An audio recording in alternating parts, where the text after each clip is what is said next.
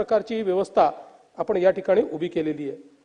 खरं म्हणजे या निमित्ताने एका अत्यंत गंभीर प्रश्नाकडे मला या ठिकाणी जायचं आहे आणि तो म्हणजे राज्याचे मंत्री जयकुमार गोरेजी यांच्या संदर्भात घडलेली जी घटना आहे।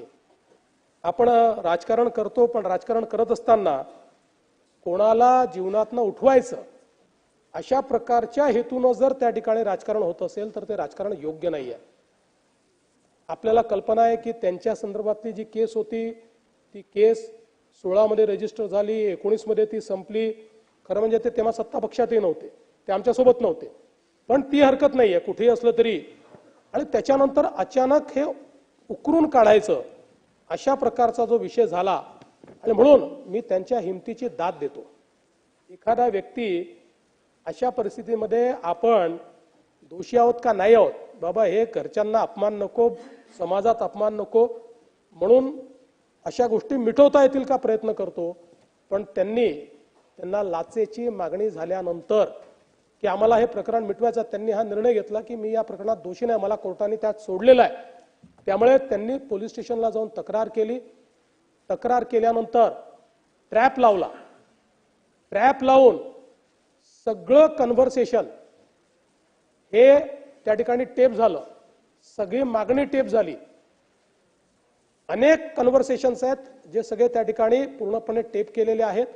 आणि हे टेप झाल्यानंतर मग ज्यावेळेस पोलीस विभागाची खात्री पडली की मागणी योग्य, म्हणजे मागणी केलेली आहे, तक्रार योग्य आहे, त्यावेळी पोलिसांनी सापळा रचला आणि प्रत्यक्ष त्या ठिकाणी हँडओव्हर करताना कॅश त्या आरोपीला पकडण्यात आलेला आहे। त्यामुळे हा ब्लॅकमेलिंगचाच प्रकार होता।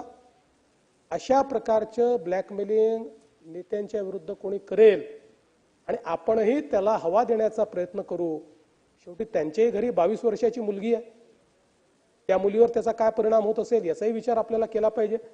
आणि म्हणून मला याच्या पलीकडे जरा अधिक जयंतराव गंभीर प्रकरण मांडायचं आहे। म्हणजे याच्यामध्ये तर 3 तक्रारी झाल्या आणि या तक्रारींमध्ये असं लक्षात आलं की एक नेक्सस होतं।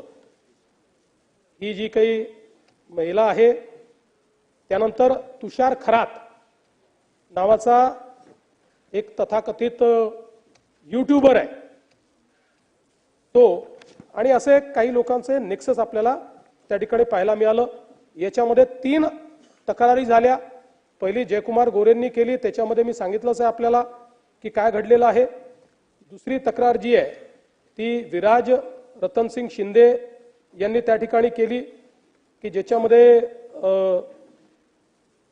परत अशा प्रकारचा हा जो गुन्हा आहे त्या गुन्ह्याच्या संदर्भातली आहे। आणि तिसरी तक्रार तळबीड पोलीस स्टेशनमध्ये उमेश मारुती मोहिते यांनी केली।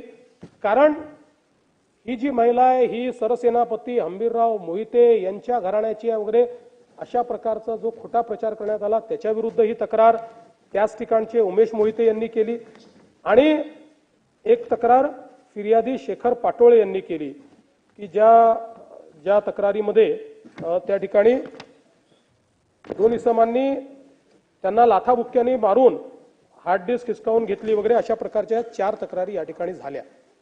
आणि मग याच्यामध्ये 3 लोकांना अटक झालेली आहे। एक ती महिला आहे, दुसरा हा रिपोर्टर तुषार खरात आहे आणि तिसरा एक अनिल सुभेदार आहे। आता या सगळ्यांचं जे काही या सगळ्यांनी मिळून हा कट रचला, याचे सगळे पुरावे सापडले। यांचे व्हॉट्सअप कन्व्हर्सेशन सापडलेले आहेत, यांचे 150 फोन आहेत, ते फोन सगळे सापडलेले आहेत आणि कशा प्रकारे कट रचला हे लक्षात आलेलं आहे। पण दुर्दैवाची गोष्ट पुढची आहे, ती गोष्ट अशी आहे की याच्यामध्ये थेट या सगळ्यांशी पूर्णपणे संपर्कात राष्ट्रवादी काँग्रेस शरद पवार गटाचे लोक दिसतात।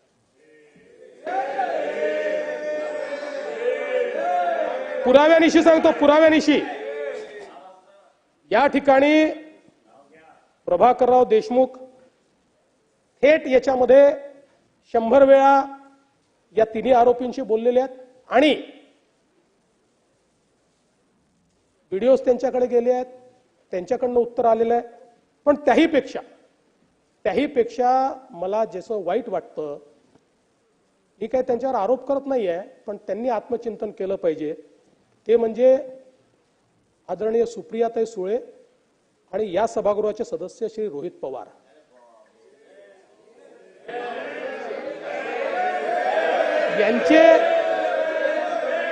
यांचे कॉल्स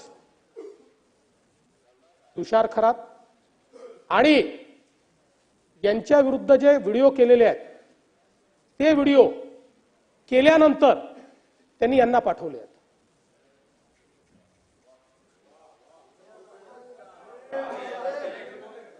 पण उत्तर होते मी तुमच्यावर आरोपच केलेला नाही. आता याची चौकशी होईल. पण कुठेतरी हे चाललं काय आहे? आम्ही एखाद्याला आपण राजकीय शत्रू नाही आहोत, आपण राजकीय विरोधक आहोत. पण अशा प्रकारे कोणाला जीवनातनं उठवून टाकायचं, अशा प्रकारची कॉन्स्पिरसी जर या ठिकाणी होत असेल तर हे चुकीचं आहे. आणि म्हणून 100% सगळ्यांनीच लक्षात घेतलं पाहिजे. आणि म्हणून अध्यक्ष महोदय, खरं म्हणजे